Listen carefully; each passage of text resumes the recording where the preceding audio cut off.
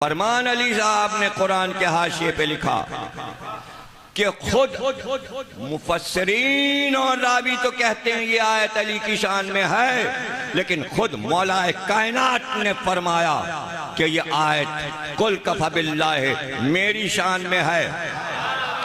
और उसके आगे लिखा कि इस आयत ने उतर के बताया, इसलिए मौलाए कायनात ही कायनात में वो वाहिद हस्ती हैं जिन्होंने मिंबर पे बैठ के कहा सलूनी मुझसे पूछो जो चाहे पूछो, इसलिए कि मैं आलिमे किताब हूं, मैं आसमानी इल्म रखता हूं। इसलिए सलूनी कहकर कहा मैं जमीन के रास्तों की तरह आसमान के रास्तों से वाकिफ हूं। सलूनी कहने के बाद का यानी मैं आसमान के रास्ते जानता हूं। आज इंसान आसमान में रास्ते तलाश कर रहा है, शिटलें भेज भेज के रोक रहा है ताकि हम आसमानों में रास्ता तलाश करके वहां तक पहुंच सकें जहां मखलूकात आबाद हैं। ये भी हमारे आइम्मा ने बताया कहां कहां मखलूकात आबाद है। इमाम सादिक ने फरमाया कि जैसे तुम आज इस दुनिया में रह रहे हो, बिल्कुल इसके मुकाबिल दुनिया के उस पार आफताब के उस तरफ तुम इस किनारे पर हो और उस किनारे पर एक और सैयारा बिल्कुल जमीन जैसा है और वहां पानी भी है और हवा भी है। वहां एक मखलूक आबाद है जो तादाद में तुमसे ज्यादा है, जो तादाद में तुमसे ज्यादा है, लेकिन उस पूरे कुरे पर जितने लोग आबाद हैं वो सिर्फ ये जानते हैं कि 14 मासूम आए और वो रातों दिन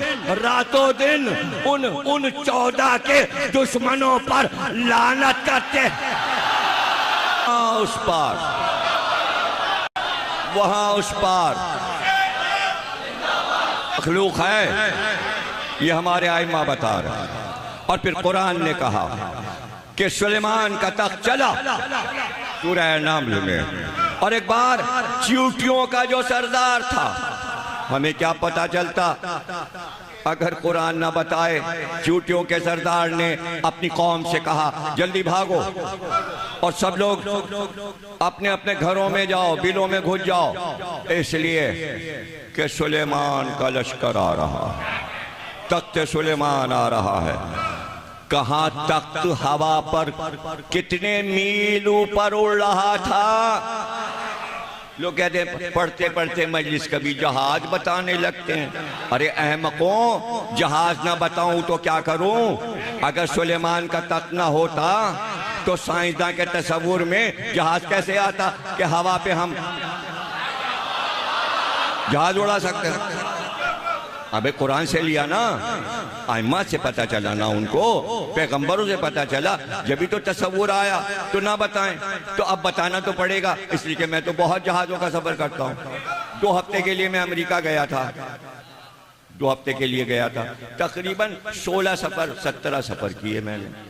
महफिल पढ़ी, दूसरी स्टेट में पहुंच गए 8 घंटे, कैलिफोर्निया, वहाँ से पढ़ा 4 घंटे में, वहाँ से पढ़ा मैं, वहाँ ह्यूस्टन पहुंच गए, वहाँ पहुंच गए, इधर पहुंच गए, उधर पहुंच गए। यानी स्टेट के नाम और उनकी दारुल हुकूमत और सब कहाँ याद करें। बगदीर का जलसा, गदीर का जलसा, गदीर का, विलायत अली विलायत, और हर एक ने अपने इमाम बाड़े का नाम, किसी ने शिकागो वालों ने अली वलीउल्लाह नाम रखा हुआ है, किसी ने अल मुर्तज़ा रखा हुआ, जो न्यूयॉर्क का बड़ा सेंटर अल इमाम अली सेंटर। सुलेमान के लिए कोई लिमिट थी? जब जहाज 40-45 हजार फीट पे बुलंद ऊपर जा सकता है स्पेस में, और रॉकेट जो है वो चांद तक जा सकता है, तो सुलेमान का तख्त कितनी ऊपर उड़ेगा? क्या बिल्कुल जमीन से मिल के उड़ेगा? भाई तो बीच में मखलूक आबाद है, तो नीचा तो उड़ नहीं सकता। पता चला जहाज जो है वो अंचोली के तारों पर से होता हुआ चला जा रहा है।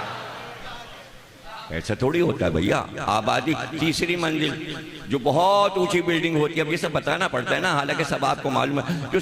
जो एयरपोर्ट के करीब ऊंची बिल्डिंग होती है उस पर लाल बल्ब लगा देते हैं ताकि जहाज के कैप्टन को पता चले यहाँ आसपास ऊंची बिल्डिंगें हैं, तो जरा ऊपर ही ऊपर रहना। फिर पहाड़ की ऊंची ऊंची चोटियां आती हैं, कई कई हजार फुट लंबी पहाड़ बीच में आ जाते हैं, तो ऊपर उड़ना है। तो उसमें लगता है कि जैसे हम अगर पैर रख दें तो पहाड़ की चोटी पे उतर सकते हैं। हालांकि वो बहुत दूर होती है, चोटी भी बिल्कुल करीब नजर आती है, डर लगता है पहाड़ियों पर से चल। अब तुर्की के, अफगानिस्तान के पहाड़ों से होता हुआ और फिर यूरोप के भी पहाड़ ऊंचे ऊंचे आते हैं, उसके ऊपर से जहाज जा रहा है। अरे अब ये तो मैं क्या करूँ, अब आदत है कि मैं विंडो वाली सीट ले लेता हूँ, इसलिए कि मेरा दिल नहीं लगता अकेले जहाज में। मैं जहाज के मुसाफिरों को थोड़ी देखता हूँ, मैं तो मुशाहिदा करता हूँ बाहर क्या हो रहा है, तो सब कुछ मुझे नजर आ रहा होता है, इसलिए मैं बयान भी कर सकता हूँ। तो क्या अंदाजा है आपका, क्या सुलेमान का तख्त नीचा हो? अभी आपको पता चल जाएगा ये गुफ्तगू मैं क्यों कर रहा हूँ, कि कितना ऊंचा तख्त उड़ रहा होगा। 3 मील लंबा तख्त है, इसलिए ऊपर उड़ रहा होगा, तो 45,000 फीट की बुलंदी से ऊपर उड़ रहा होगा। लेकिन कुरान ये कहता है कि चींटी के सरदार ने कहा भागो, इसलिए कि सुलेमान का लश्कर आ रहा है। जैसे ही आवाज हुई, अल्लाह कहता है सुलेमान ने चींटी की आवाज सुन ली। अरे इतनी मेहनत क्यों की है, अरे क्यों इतनी देर से ये बोल रहा हूं। एक बार सुलेमान ने कहा तख्त रोको और यहीं जंगल में उतारो। इत्तेफाक से उस वक्त तक अफ्रीका के बर्रे आजम पे उड़ रहा था। ये भी हम ही बता सकते हैं, किताबें जो छानी हैं। अब तुम मुझसे कहोगे फेसबुक पे किताब का नाम बताइए कि तख्त अफ्रीका पे उड़ रहा, और जिन किताबों के नाम बता दिए वो तुम्हें मालूम थे। सालबी का नाम मालूम है, सयूती की किताब देखी है।